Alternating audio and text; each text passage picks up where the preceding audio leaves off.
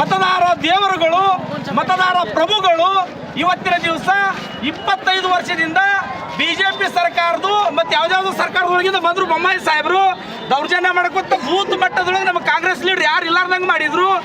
ಈಗ ಬಡವರ ಗ್ಯಾರಂಟಿಗಳನ್ನು ನೋಡಿ, ಕಾಂಗ್ರೆಸ್ ಸರ್ಕಾರದ ಅಭಿವೃದ್ಧಿಗಳನ್ನು ನೋಡಿ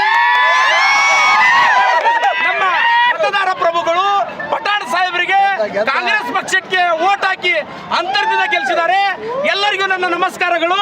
ನಾನು ಮಾತಾಡಿರೋ ಸುಭಾಷ್ ಚವ್ಹಾಣ್, ಕರ್ನಾಟಕ ಪ್ರದೇಶ ಕಾಂಗ್ರೆಸ್ ಸಮಿತಿಯ ರಾಜ್ಯ ಸಂಚಾಲಕರು, ಎಸ್ಸಿ ವಿಭಾಗ, ಆರ್ ಧರ್ಮಸೇನ ಸಾಹೇಬರಿಗೆ.